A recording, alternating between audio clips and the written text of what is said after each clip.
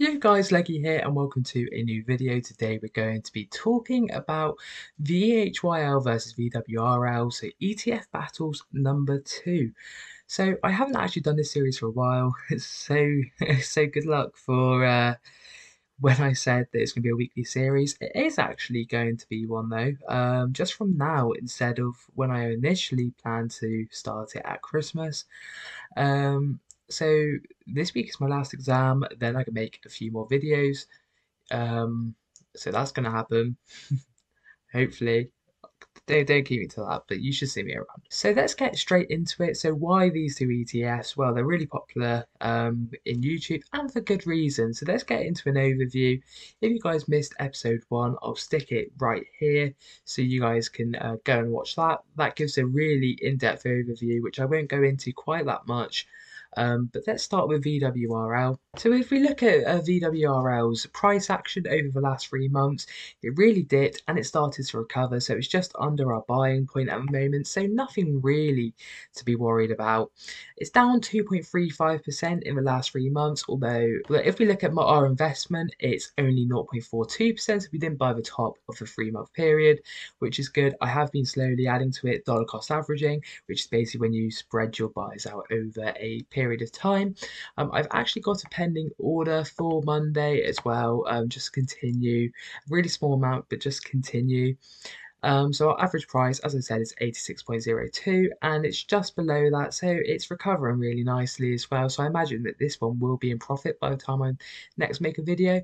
So what is the VWRL? So it's a FTSE All World and it gives you exposure to 3,688 stocks. It's got a ongoing charge of 0.22%, so that is quite low. So VWRL actually gives you a market allocation of 59.1% for the United States. So if you want to move away from the USA markets, this would not be the stock to you.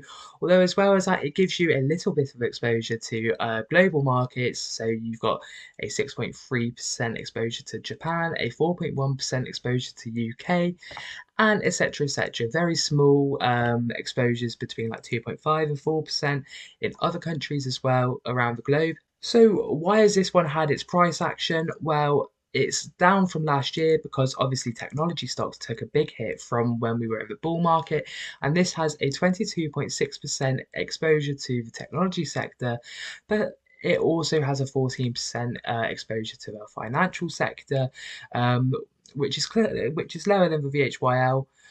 But these two crashing makes it maybe a good opportunity to buy because obviously, if you guys don't know, as I just said, technology stocks are down because of the risk of recession, which has happened in the last year, and financials is down because of the whole banking situation going on in America. So this started with exposure.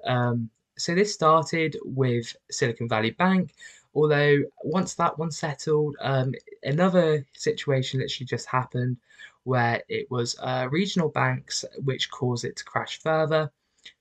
But as you can see, it gives you a nice spread across different sectors. So that's the good thing about this one. If we look at the holdings, you can see, the big holdings are really big companies. You've got Apple, Microsoft, Amazon, Nvidia. So this is obviously where the technology stocks comes in.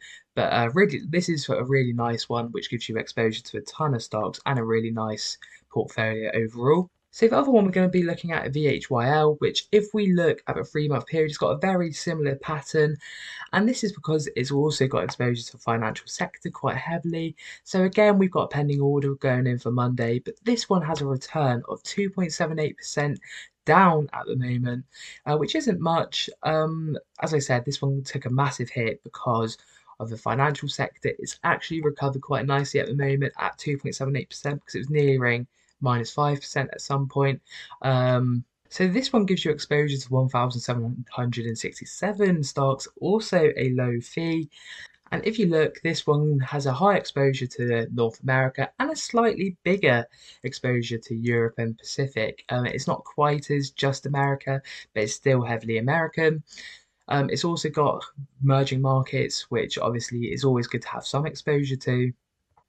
So if we look at its exposure, as I said, this one's got a massive exposure to the financial market, which is the reason why it's so heavily down, in my opinion. And as I said, you might use that as a opportunity to actually go and buy in. And then if we look at the holding name, the percentage of funds is toward ExxonMobil, Johnson& Johnson. So you've got consumer products there, JP Chase & Co. JP Morgan is down because of, the financial situation. Procter & Gamble, some more consumer products. Nestle, a very stable company that's been around for ages. So yeah, you've got some really good companies there. They hit completely different targets. I will continue to invest in them both. So guys, that's the end of the video. Please leave a like and subscribe if you did enjoy. If you want a free share, I will leave my link in the comment section down below. But yeah, peace.